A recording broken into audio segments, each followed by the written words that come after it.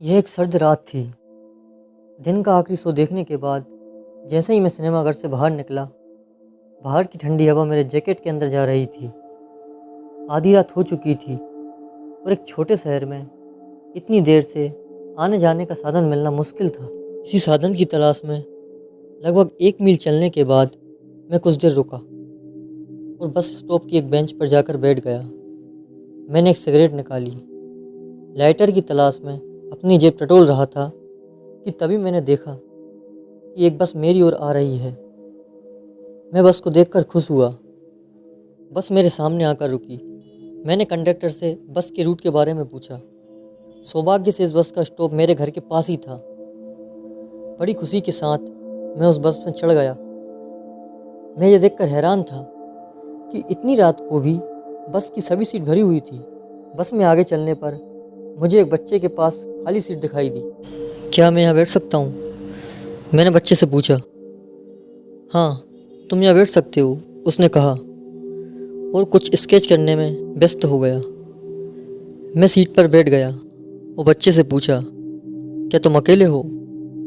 उसने हमारी पीछे की सीट पर बैठे एक जोड़े की तरफ उंगली उठाई।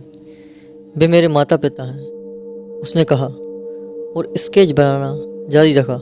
मैंने अगले कुछ समय तक उससे बात नहीं की, जब तक कि मेरी नज़र उसके स्केच पर नहीं पड़ी। यह स्केच एक बस के खाई में गिरने का था। उसने वैसी ही बस का स्केच बना रखा था जैसी बस में हम बैठे हुए थे। उसके स्केच ने मेरे रोंगटे खड़े कर दिए और लगभग मैं उस पर चिल्लाया, ये तुम क्या स्केच बना रहे हो? बच्चे ने मुझे देखा और मुस्कुरा दिया। उसने मुझे पास आने का इशारा किया और मेरे कान में फुसफुसाया, हम सब ऐसे ही मर चुके हैं। उसके ये शब्द सुनते ही मेरा शरीर ठंडा पड़ गया और मेरा दिमाग डर से जम गया। मेरे आगे की सीट पर बैठे लोग मुझे घूरने लगे। बस में सभी लोगों की निगाहें मुझे घूर रही थी। मेरा दिल जोरों से धड़कने लगा। अचानक सामने से एक सफ़ेद रोशनी आई और मैं उसमें समा गया। अगली सुबह मैं अपने बिस्तर पर उठा। पिछली रात के बारे में सब कुछ मेरे दिमाग से एक बुरे सपने की तरह मिट गया था।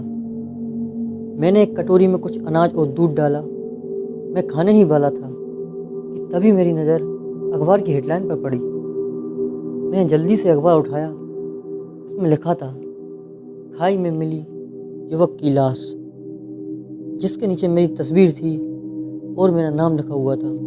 आया समझ में? एक कमज़ोर आवाज़ मेरे कानों में पड़ी। मैंने उस तरफ देखा तो यह वही बच्चा था जो बस में मेरे पास बैठा हुआ था। मेरे घर में क्या कर रहे हो? मैं डर के मारे कांपते हुए चिल्लाया। मुझसे मत डरो, बच्चे ने कहा और मेरी उंगली पकड़कर घर से बाहर ले गया।